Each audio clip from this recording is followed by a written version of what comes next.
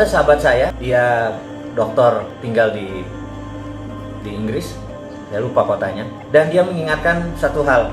Dia adalah lembaga researcher, jadi dia kerjanya cuma meresearch saja. Dia mengabari saya dan sejak Februari kami intens, dan dia menyatakan sebuah informasi yang sangat penting yang saya pikir harus dibagikan ke teman-teman dan kalau perlu ke gugus tugas COVID. Jadi nomor satu adalah COVID akan ada selamanya sampai akhir zaman.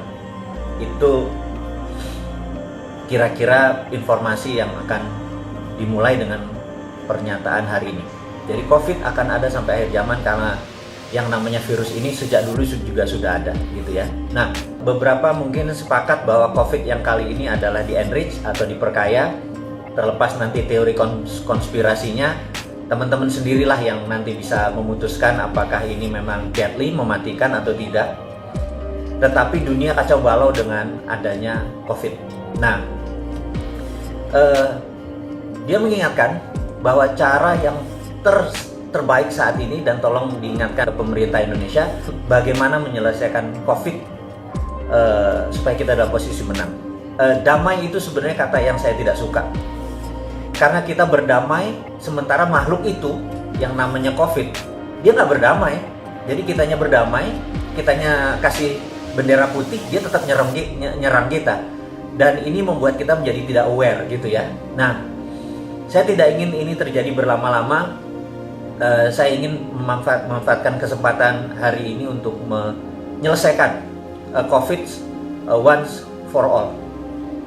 COVID adalah corona disease, virus. Jadi perilaku virus itu di setiap daerah harus di research. Jadi tidak bisa kita mendapat data dari koran atau dari media atau dari informasi asing bahwa oh di Cina kayak gini, di Amerika kayak gini.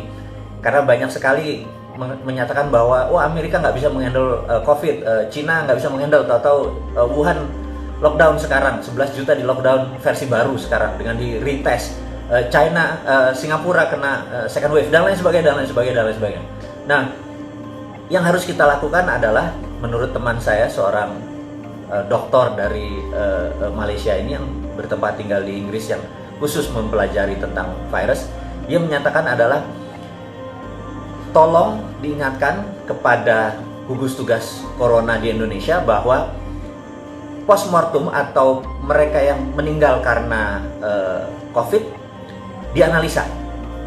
Kemudian yang antemortem yang kena COVID yang bisa sembuh dan bisa meninggal dipetakan sehingga dibuat korelasinya, ditemukan deltanya sehingga kita bisa tahu yang postmortem itu kebanyakan virus tadi mengaktifkan apanya sehingga dia meninggal gitu ya. Jadi dianggap bahwa virus ini tidak mematikan dulu. Yang mematikan adalah dia mematikan unsur yang memang udah ada bawaan, misalnya dia ada asma misalnya ya, atau ada panu gitu misalnya. Kata begitu ada panu, tingkat kematiannya lebih dari 90%. Ini contoh aja. Nah, setelah kita melakukan korelasi antara postmortem dan antemortem, di sini pasti ketemu korelasi baru, delta baru, dan ini hanya berlaku di Indonesia. Jadi nggak peduli sama korelasi sama Singapura, korelasi dengan Cina yang saat ini dibanggakan oleh pejabat Indonesia itu apa-apa Cina gitu. Jadi di Cina nggak apa-apa kok, selalu gitu ngomongnya gitu ya.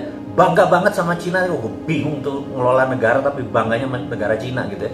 Bangga tuh sama bangsa sendiri gitu. Ini yang saya mau mengungkapkan kekesalan saya. Jadi kita harus punya korelasi sendiri, mempunyai delta sendiri, persamaan sendiri antara postmortem dan antemortem dari coronavirus. Dengan demikian kita tahu bahwa oh karena panu, begitu karena panu tingkat kematiannya tinggi. Ini contoh ya. Oke. Jadi apa yang harus kita lakukan setelah itu? Setelah kita lakukan, yang mempunyai panu, katakanlah ada 1% di Indonesia penduduknya, langsung di-seal, anggap dia nggak bisa berenang. Jadi kita andaikan ya, mereka yang tidak bisa berenang tadi jangan digabungkan sama yang bisa berenang. Karena yang bisa berenang ini kena COVID nggak apa-apa dia. Tingkat kesembuhannya 99,9. Tapi kalau panu ini tingkat mortalitasnya atau fatalitasnya 99%. Jadi ini yang dilindungi. Nah, jadi saat ini kita harus cepat menemukan mereka-mereka yang tidak bisa berenang, lalu langsung di corner, lalu langsung dijaga, dan yang ini garansi, ini tingkat kesembuhannya tinggi. Itulah metode yang disarankan oleh sahabat saya itu adalah lakukan ini segera dan habis itu nggak usah mikirin tentang lockdown. Udah keluar aja, karena kita akan hidup dengan COVID forever, gitu. Jadi ada istilah istilah yang lagi populer sekarang, new normal gitu ya. New normal tuh kalau ditanya apa sih new normal, Anda pasti bingung new normal tuh apa aja. Itu adalah istilah orang pinter yang keminter yang membuat saya kadang-kadang apa sih new normal itu gitu ya. Tapi lama-lama saya pikir juga, waktu sahabat saya bilang enggak, new normal itu cuma satu katanya. Ke depan itu yang namanya cleanliness sama higienis, itulah new normal. Jadi oke.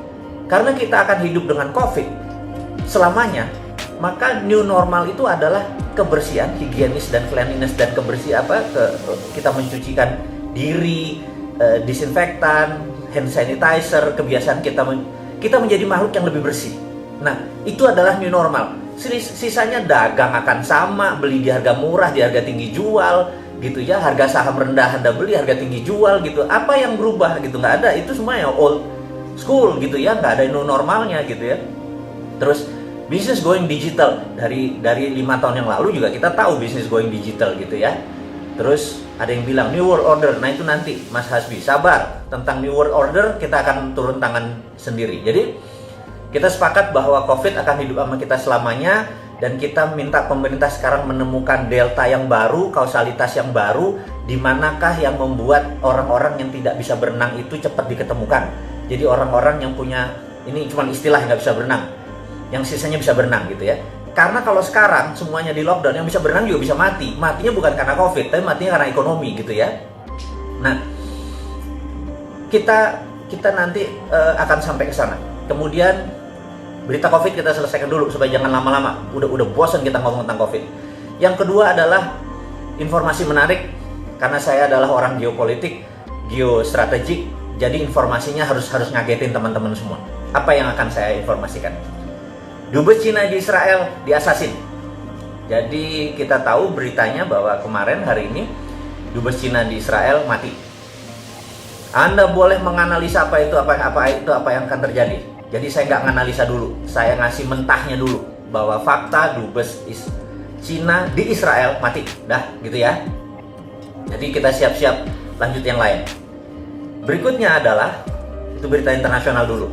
Jadi berikutnya adalah 13 shadow men. Jadi waktu Ronald Reagan memanggil 13 shadow men ini, orang-orang yang akan mendesain bagaimana mengalahkan Uni Soviet, 13 orang ini mendesain dan melakukan operation, dan akhirnya Soviet tahun 89-91 terguling.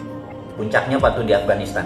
Akhirnya dengan perestroikanya Gorbachev, apapun itu, mereka kekurangan uang, mereka kekurangan duit, mereka nggak ada sumber energi, Gorbachev nyerah, Soviet bubar. 30 tahun kemudian, 13 shadow men ini baru dibuka ke publik bahwa siapa mereka. Buku-bukunya banyak luar biasa dan ceritanya keren-keren. Saya tahu teman-teman mungkin bukan pembaca gitu ya. Bahkan ada pejabat nasional yang buku-buku geopolitik, geostrategi, buku sejarah nggak dibaca, lebih memilih baca Doraemon dan Shinchan. Saya sudah baca buku Doraemon dan Shinchan, nggak ada tuh tulisan tentang Roger Robertson, orang-orang salah satu di antara 13 ini, saya nggak nemu gitu ya. Kalau dia nggak tahu siapa 13 orang ini, bagaimana bisa ngelola negara, pejabat-pejabat itu? Saya pikir kok bacanya Shinchan. Saya juga pengen, oke deh, saya mungkin akan membuat komik Shinchan untuk diisi ceritain tentang 13 shadow men ini supaya masuknya dari kekinian gitu ya, dengan membaca Shinchan dan Doraemon gitu ya. Nah, mungkin karena ini bukunya bahasa Inggris, sangat sedikit sekali orang Indonesia yang suka buku bahasa Inggris, apalagi geopolitik, sehingga hal-hal seperti gini mereka bilang, untuk apa sih, what's in it for me, untungnya buat gue apa gitu ya. Toh ada si Bosman yang bakal ceritain, it's a good point gitu ya. Ya sudah, saya aja yang cerita gitu ya. Jadi 8 dari 13 shadow men itu ternyata masih hidup gitu ya. Saat ini mereka seminggu terakhir setiap hari ada di Oval House, ada di West Wing, ada bertemu dengan Trump. Nah, ini yang saya mau menceritakan adalah kira-kira apa ya yang akan mereka desain? Mereka mau ngapain? Kita tahu bahwa Trump adalah nasionalis, lawannya dia adalah Republikan, di mana saat ini lawannya adalah Demokrat, dia adalah Republikan. Partai Demokrat saat ini mepet dengan globalis atau terbalik. Globalis, Anda harus ingat ya, globalis adalah sebuah makhluk, sebuah kelompok, anggap aja dia virus, yang uang itu tidak beragama dan tidak bernegara, dia bisa bayar siapapun, dia borderless di mana-mana, dan mereka ini mengendalikan 60% perekonomian dunia, hanya 1% manusia ini. Jadi mereka adalah swasta. Nah, globalis ini adalah oportunis, mereka selalu hidup seperti nempel, seperti ada inangnya gitu ya. Kemarin mereka nempel di Partai Demokrat, dan ini saya harus menceritakan dulu. Jadi di zaman Reagan dan dilanjutkan dengan George Bush senior, negara Amerika dikelola itu persis seperti ngelola Cold War dengan strategi perang dingin. Jadi di dunia Cold War yang perang adalah intelijen. Jadi benar-benar perangnya itu adalah bukan perang kombatan saja, perang nuklir saja, tetapi perang intelijen. Jadi dunia spy, dunia seperti James Bond itu benar-benar lagi jaya-jayanya gitu ya. Kalau saya James Bond zaman modern, James Bond saya adalah penjaga masjid dan tukang kebon. Jadi itu beda dikit lah sama James Bond yang ganteng-ganteng itu. Dia membunuh, kita menyangkul gitu ya. Kita mau marbot masjid, kita ngurus masjid, tapi bukan massage dan pijit ya, masjid beneran kita mah. Bukan masjid massage dan pijit, keterlaluan kalau massage dan pijit. Oke. Jadi mereka ber-13 itulah yang mendesain rubuhnya Soviet, dan mereka sekarang dipanggil, 8 orang masih hidup, usianya paling muda 74 tahun, yang tua ada 88 tahun, mereka masih gagah. Apa yang mereka desain? Mereka ini anti globalisasi, mereka anti Wall Street. Karena itu jangan kaget begitu Trump menyatakan akan menutup Wall Street. Gila nggak tuh? Nah, teman-teman mungkin bingung, ini Trump ini presiden kayak apa sih gitu ya? Nah, teman-teman, saya akan melanjutkan dulu cerita supaya teman-teman paham dunia seperti apa sih yang kita hadapi saat ini. Kita kalau nggak paham, kita gelegean gitu ya, memahami ini Cina mau ngapain, Toto Yuan, Toto punya renminbi, Toto punya digital money. Terus kita kayak kagum, wah hebat ya. Terus kita Amerika dengan kapalnya, wah hebat ya. Kita gumunan gitu ya. Ketidaktahuan kita ini membuat kita kadang-kadang naif bahwa ada dangers di antara ketidaktahuan itu. Nah, saya mau menceritakan lagi bahwa Amerika adalah negara swasta. Sahabat semua, Amerika adalah negara swasta. Jadi negara swasta itu heavy on private. Cina adalah negara yang heavy on government. Semuanya pemerintah gitu ya. Nah, Indonesia ini heavy on, nah Anda jawab sendiri, Indonesia tuh cenderungnya kemana? Jadi kalau dilihat apa-apa sekarang ini pemerintah gitu, bangun jalan tuh pemerintah, rakyat cuma suruh keprok gitu ya. Ini udah selesai rakyat, udah selesai keprok gitu. Kita ini heavy on government. Kita meniru Cina. Nggak enak lagi gue nyebut Cina mulu nih. Cinanya Tiongkok ya, bukan Cina bangsa, bukan Cina ras. Ini harus diingetin. Saya nggak anti sama Cina, saya nggak anti sama ras Chinese. Sekali lagi, saya anti sama Tiongkok yang komunis. Paham ya? Clear ya? Ini harus saya lurusin lagi. Jadi kalau saya ngomong Cina, itu bukan ras. Kalau Anda turunan Chinese, udah 3 generasi di Indonesia, paspor Anda hijau, Garuda Pancasila di depannya, Anda saudara saya, selesai, udah, gitu ya. Tapi kalau miring Cina itu, bahkan kadang-kadang bukan orang Cina yang miring ke saudara saya yang Cina, malah suku-suku tertentu di sini yang oportunis, yang mepet-mepet ke Tiongkok itu yang oportunis. Ini gue lagi emosi kalau kayak gitu. Kita tahu di tahun 1900 orang kaya Amerika yang namanya JP Morgan, terus dia masuk di dunia GE, dia membeli Thomas Alva Edison, dia dibikin GE bareng sama JP Morgan. Kemudian ada Rockefeller yang mempunyai Stanford, kemudian ada John Paul Getty, kemudian ada Vanderbilt yang rajanya kereta api, Kemudian siapa lagi? Ada Andrew Carnegie, Anda tahu Andrew Carnegie, one of the richest man in the world saat ini. Nggak ada apa-apanya yang namanya si Bill Gates atau Warren Buffett, karena kalau kekayaannya dihitung pakai zaman sekarang 5 kali kekayaannya Warren Buffett saat ini gitu ya. Di tahun 1898 Filipina ingin merdeka dari Spanyol, dan Spanyol waktu itu minta uang 20 billion dolar. Filipina nggak punya uang tebusan seperti itu memerdekakan Filipina, dan Filipina minta Amerika. Amerika nggak punya uang, Federal Reserve nggak punya uang, dan Federal Reserve meminta Andrew Carnegie menebus 20 billion dolar untuk kemerdekaan Filipina. Sahabat, apa yang dilakukan? Andrew Carnegie membayar tunai 20 billion dolar.